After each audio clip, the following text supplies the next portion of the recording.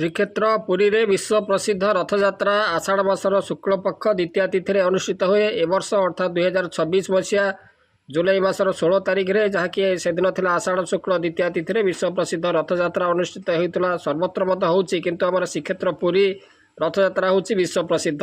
कोण अनुकोण माने लक्षाधिक भक्तर समागम होता है। तेबे ए वर्ष तो कादुआ गुंडीचा है अर्थात वर्षा है वर्षारे महाप्रभुंर पहंडी है किंतु माने आमर बलभद्र तांकर सुदृश्य टाइयारे से दोलायमान हो भक्त मानक से माने बहुत आनंद प्रदान कले किंतु जगन्नाथंकर टाइया तले पड़ जाइथिला तार कारण रही अनुधान कर जनागला टाइयाटी भांगी जाइथिला।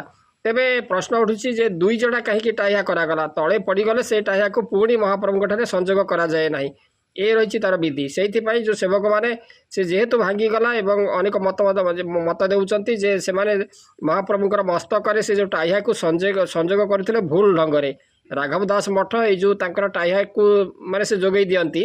राघव दास से जड़े महान सन्थ थिले से महाप्रभु को खरारे रहीकि महाप्रभुंर साधना करते महाप्रभु आसिक निकट छत्र उत्तोलन कर छाई करते।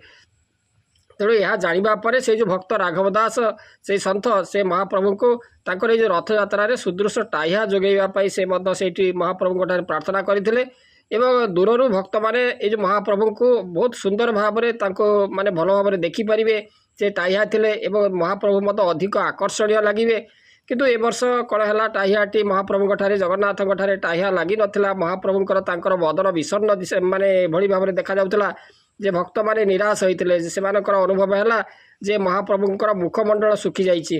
तेणु ये कौन सी अलक्षण माने को माने आम जो समाज पाए बा ये जो पृथ्वी पाए कौन सी विपद आसीपे कि किंतु जो टाइयाटी न लगिबार कारण तांकर जो श्रीमंदिर मुख्य प्रशासक किंतु से अलग कथा कही किंतु ताहा ठीक नुह किंतु टाइयाटी भांगी जाइथिला।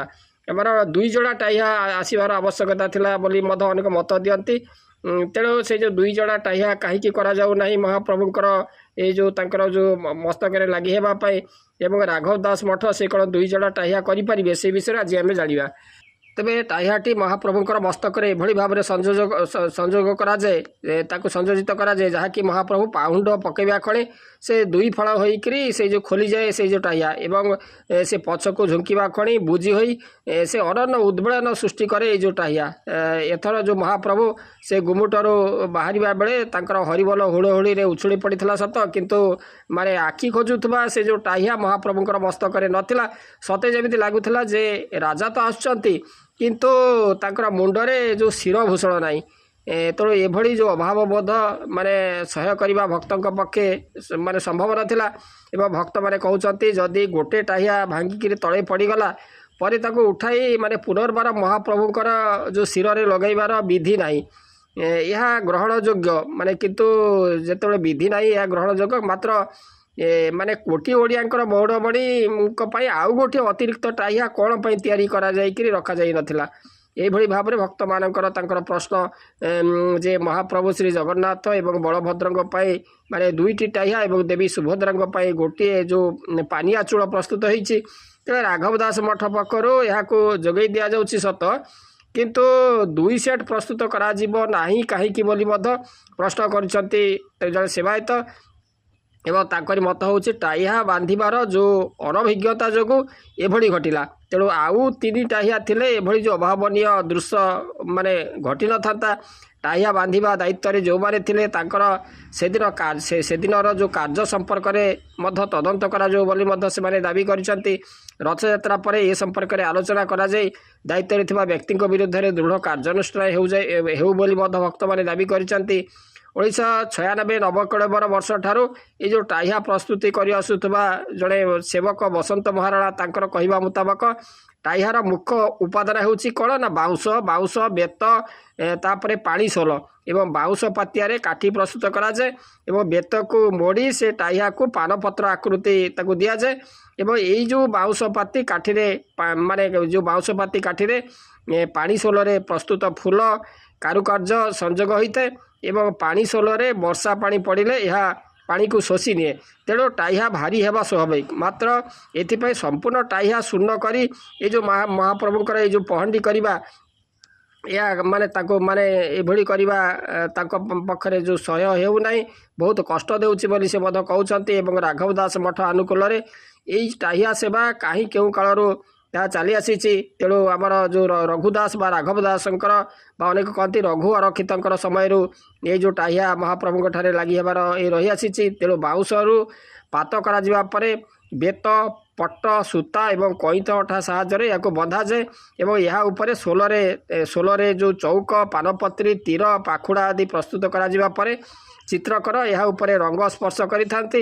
ଟାହିଆରେ ଆକର୍ଷଣ ସାଜୁଥିବା ରଙ୍ଗଣୀ ଫୁଲ ଯାହାକି ବ୍ରହ୍ମଗିରି ବଡ଼ତରାରୁ ରାଘବ ଦାସ ମଠ ପକ୍ଷରୁ ମଗାଯାଏ ଏବଂ ଏହା ବ୍ୟତୀତ ଚୂଳ ପ୍ରସ୍ତୁତ ଲାଗି ତୁଳସୀ, ଦୟାଳା, ଦୁବ ସମେତ ଟାହିଆରେ ଖଞ୍ଜିବା ଲାଗି ଜୁଇ, ମାଳତୀ, ମଲ୍ଲି, ପଦ୍ମର ମାଳ ମଧ୍ୟ ପ୍ରସ୍ତୁତ କରାଯାଏ।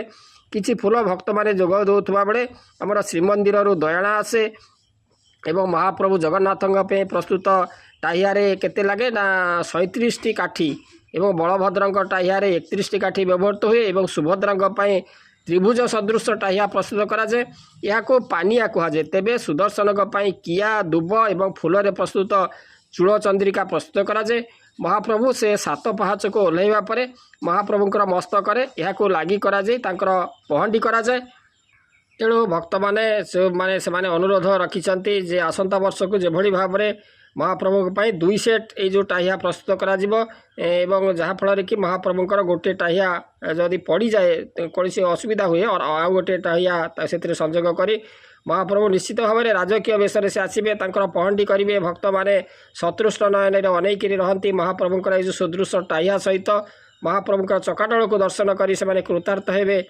କିନ୍ତୁ ଏ ବର୍ଷ ସେଭଳି ଯେତେବେଳେ ଭକ୍ତମାନେ ଦେଖିପାରିଲେ ନାହିଁ, ତା ସହିତ ବର୍ଷା ହେଲା, କାଦୁଆ ଗୁଣ୍ଡିଚା ହେଲା, ତେଣୁ ସେମାନେ ତ ଭିଜି ଭିଜି ରଥ ଦର୍ଶନ କଲେ, ମହାପ୍ରଭୁଙ୍କର ଦର୍ଶନ କଲେ, ରଥ ଦୌଡ଼ି ଧରିକିରି ରଥ ଟାଣିଲେ।